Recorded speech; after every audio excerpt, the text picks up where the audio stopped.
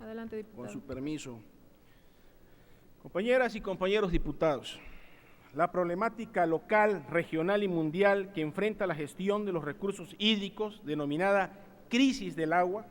se caracteriza principalmente por la falta de acceso a servicios esenciales de agua y saneamiento, contaminación y degradación de fuentes hídricas. Se ha estimado en diversos foros internacionales que si persistieran las actuales tendencias para el 2025, la demanda de agua podría incrementarse en más del 50%, por lo que la situación se tornará más grave en muchos de los países en desarrollo, como el nuestro, donde se espera el mayor incremento en la demanda y donde la erosión, la contaminación y el agotamiento de las fuentes de agua están reduciendo la disponibilidad de agua dulce. Como se ha visto, en el nivel nacional e internacional, estos problemas surgen de la creciente competencia entre usos y usuarios, de la desigual distribución geográfica del agua, de la inequidad en el acceso a la misma y de las crisis institucionales que afectan su gestión. En el caso particular de México, y de acuerdo con datos del Consejo Nacional de Población, CONAPO, estos problemas han generado que 12.1 millones de personas carezcan de agua potable, por lo que en estados con mayor déficit de agua potable son, con un 37%, Guerrero con un 37%, Oaxaca con un 29.9%, Chiapas con 29.4%, Veracruz con un 27.3% y el estado de Tabasco con un 26.2%. Con enorme preocupación, vemos que estas entidades federativas son las que presentan un mayor déficit en la cobertura de agua potable y en drenaje, con rezagos de más de 15 años respecto al resto del país. Estamos conscientes de que el agua es una necesidad básica del ser humano, por lo que su disponibilidad ha sido reconocida y consagrada como derecho humano en distintos instrumentos como tratados, declaraciones de cumbres y conferencias y otras normas internacionales. El derecho humano al agua se encuentra consagrado por el artículo 11, párrafo primero, sobre el derecho a un nivel de vida adecuado del Pacto Internacional de Derechos Económicos, Sociales y Culturales, instrumento que nuestro país ratificó desde 1981. Este derecho se reafirma y desarrolla en la Observación General número 15 sobre el derecho al agua del Comité de Derechos Económicos, Sociales y Culturales de las Naciones Unidas, al definir el derecho humano al agua como el derecho de todas y todos a disponer de agua para uso personal y doméstico en cantidades suficientes, de buena calidad y física y económicamente accesible. La razón incuestionable del trato prioritario que se le otorga al uso personal y doméstico del agua es la profunda relación de este derecho con los demás derechos económicos, sociales y culturales que son fundamentales para el desarrollo integral humano. Este derecho también debe considerarse conjuntamente con otros derechos consagrados en la Carta Internacional de Derechos Humanos, entre los que ocupa un lugar primordial el derecho a la vida y a la dignidad humana. El derecho al agua ha sido reconocido en un gran número de documentos internacionales, tales como tratados, declaraciones y otras normas. Por ejemplo, en el párrafo segundo del artículo 14 de la Convención sobre la Eliminación de todas las formas de discriminación contra la mujer, se dispone que los Estados partes asegurarán a las mujeres el derecho a gozar de condiciones de vida adecuadas, particularmente en las esferas del abastecimiento del agua. En el párrafo segundo del artículo 24 de la Convención sobre los Derechos del Niño,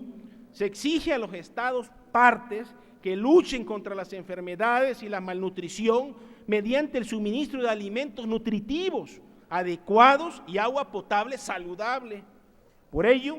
resulta indispensable su reconocimiento en la cúspide de nuestro orden jurídico, nivel máximo en el que se encuentra nuestra Constitución política, para dar cumplimiento a la obligación del Estado de adecuar la legislación interna conforme al derecho internacional de los derechos humanos, prevista en el artículo 2.1 del Pacto Internacional de Derechos Económicos, Sociales y Culturales. Lo anterior, sin perder de vista el contenido normativo de estos derechos al agua, que entraña tanto libertades como derechos. Las libertades son el derecho a mantener el acceso a un suministro de agua necesario para ejercer el derecho al agua y el derecho a no ser objeto de injerencias, como por ejemplo, a no sufrir cortes arbitrarios del suministro o a la no contaminación de los recursos hídricos. En cambio, los derechos comprenden el derecho a un sistema de abastecimiento y gestión del agua que ofrezca a la población iguales oportunidades de disfrutar del derecho al agua. Los elementos del derecho al agua deben de ser adecuados a la dignidad, a la vida y a la salud humanas. Los adecuados del agua no deben interpretarse de forma restrictiva, simplemente en relación con cantidades volumétricas y tecnológicas. El agua debe tratarse como un bien social y cultural y no fundamentalmente como un bien económico. El modo en que se ejerce el derecho al agua también debe ser sostenible, de manera que este derecho pueda ser ejercido por las generaciones actuales y futuras. Elevar a rango constitucional el derecho de toda persona a disponer y tener acceso al agua es una de las estrategias del movimiento mundial en defensa del agua. Algunos ejemplos de éxito de estos movimientos ha sido el referéndum llevado a cabo en Uruguay en 2004, en el que las y los ciudadanos votaron por una reforma constitucional para establecer que el agua es un recurso natural esencial para la vida y que su acceso constituye un derecho humano fundamental. En Bolivia se ha creado el primer Ministerio de Agua de América Latina, con la propuesta de que la nueva Constitución incluya el derecho humano al agua como un hecho anteriormente a otros países, entre los que destacan Ecuador, Etiopía, Gambia, Panamá, la República Islámica de Irán, Sudáfrica, Uganda, Venezuela, Uruguay y Zambia, así como algunos estados del vecino país del norte, tales como Massachusetts, Pensilvania y Texas.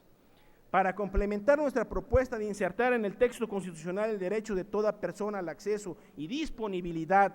del agua, también se propone modificar la naturaleza jurídica de la Comisión Nacional del Agua, que desde su creación en 1989 es un órgano desconcentrado de la Administración Pública Federal. Compañeros y compañeras diputados, aun cuando organizaciones no gubernamentales defensoras del agua no aprueban los trabajos que se realizan en los foros mundiales acerca del agua, por considerar que ahí prevalece más una visión mercantilista que social y cultural del agua,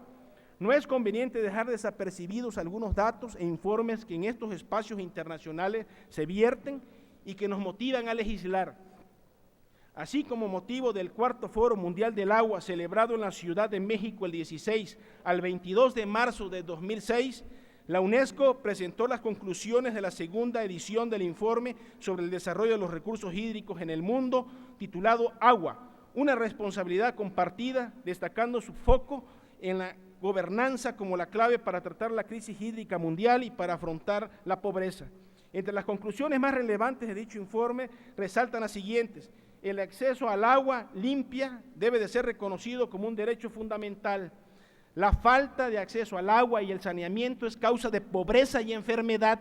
y obstaculiza a las oportunidades económicas y la estabilidad política. Existe la necesidad de centrarse en la gobernanza y en los objetivos de desarrollo del milenio adoptados en la Cumbre del Milenio de las Naciones Unidas en el año 2000, que trazó como una de sus metas el reducir a la mitad la proporción de gente sin acceso al agua potable para el año 2015. El cambio climático aumenta los problemas en torno al agua. Mientras la gestión integrada de los recursos hidráulicos es el mejor enfoque para tratar los problemas de manera holística, solo unos cuantos países lograron los objetivos de 2005 establecidos en la Cumbre Mundial sobre el Desarrollo Sostenible. Los ecosistemas sanos son esenciales en el ciclo del agua. El agua es fundamental para el desarrollo socioeconómico y la gobernanza del agua, en las que se incluye la capacidad institucional, los marcos legales y de distribución de recursos, necesita ser mejorada.